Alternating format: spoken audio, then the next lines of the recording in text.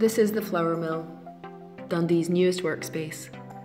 An iconic building in Dundee, well known and well loved due to its many incarnations over the years, much like the city itself. When we found this building, it was slightly neglected, perhaps a little unloved, and its potential was not fully realised. But we saw the future in this building and this city. Good afternoon, Cllr. Alexander. Thank you so much for coming to Flour Mill and having a quick tour, spending the day with us. Really appreciate you giving up your time. I know that given the week that we're in, you've got an awful lot on, so thank you very much. We've already shown you some of the spaces that we've got, that local businesses are using, that our entrepreneurs are using, and that's what we're about here at the Flour Mill. We're all about enterprise. We've also felt that small and micro businesses could well be the saving of the economy, and that giving new or established small businesses the right space to thrive can help make it easier for them. I mean, how do you feel about the position of the SME sector in Dundee at the moment? I think the small and medium businesses that are either in the city or hopefully going to come to the city at some point are absolutely vital to realise the kind of economic gain that we want to see in that growth across all economic sectors. And if you look at some of those thriving and successful businesses that already exist in the city, they are on the smaller scale. And what they deliver, I think, is often a really fantastic quality product, I suppose, in terms of either a service or a physical product, but also they are a dynamic workforce, a creative workforce more often than not, that really feeds off the energy that exists in the city. So everything that's going on in the city in terms of our economic regeneration and our cultural-led regeneration is part and parcel of those small and medium businesses' ethos and their approach. And again, that energy that exists in the city, it's not just about the confidence of people within the city, it's about the confidence of businesses within the city. And the interest that currently exists in terms of Dundee from an outside perspective is significant. And I think there's no better time to get into business if you're not already here in Dundee. Great, yeah, absolutely agree. So the Flour Mill, which you've had a chance of a little look around this morning, is just one of any number of historic buildings in Dundee that are being regenerated, having new life breathed into them, being repurposed for a new generation of use. We've noticed that since we started this project, there's a great energy, as you've just said. There's a real feeling of possibility and of potential in this city. And we've had lots of inquiries from startups and entrepreneurs and small businesses and larger businesses and even multinationals from outside Dundee who aren't already involved in the city. And do you see that an influx of growth from outside is something that's an attractive proposition, makes Dundee an attractive proposition for development? Absolutely, and I think actually the journey that we've been on over a number of years has led to this point in time, and obviously the V&A is imminently about to swing open its doors, and that's an important point and an important milestone, but shouldn't be looked at in isolation. It's part of a wider programme of investment, a wider programme of diversification of the local economy, but also in terms of growing those key sectors where there is massive potential, I think, for the city to realise its full potential.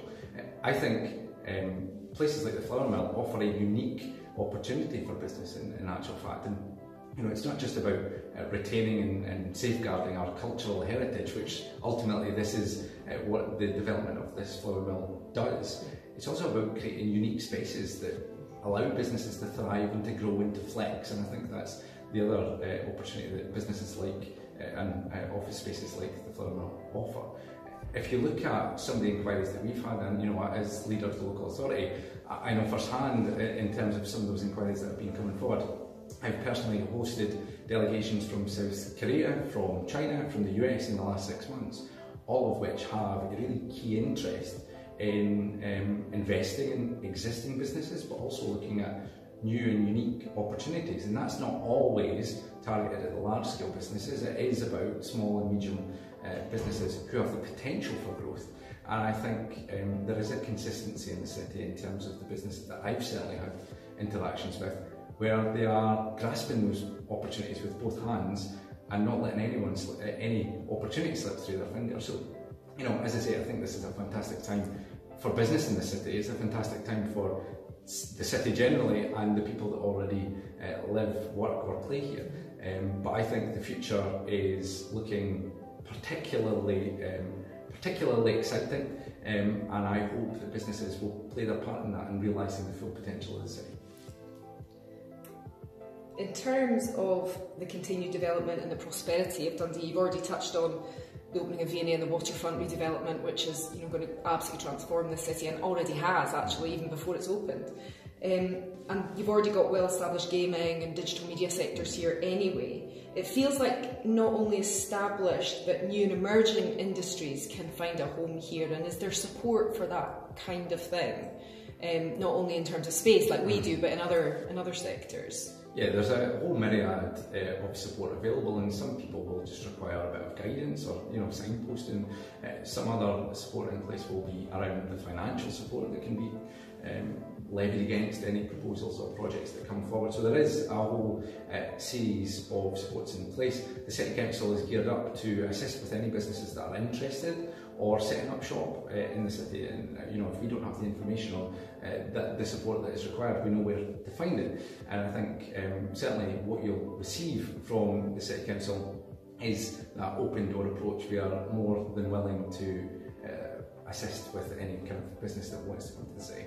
But I think more than just the waterfront development, what we've been doing over the last kind of 5 years in particular is investing in the city generally. So we know that in order for businesses to thrive, they need to be connected, they need to have all of the kind of basic elements that they need for the business, whether that's high-speed Wi-Fi and high-speed internet, or whether it's just about connectivity to local businesses. Dundee is not only an established city, but something that is very well connected. So we often talk about being 90 minutes from 90% of the population, which is a very unique proposition. But more than that, it's about what people require in terms of their employees. So not just about fantastic spaces to set up businesses, but the kind of quality of employee that you can expect to find in the city. We've got 2 fantastic universities. We've got a higher proportion of those receiving academic excellence than any other city. But we also have some fantastic city infrastructure. So it's a fantastic place to live and to work, and hopefully businesses will find that if they and when they decide to come here. That leads on actually quite nicely to our last question.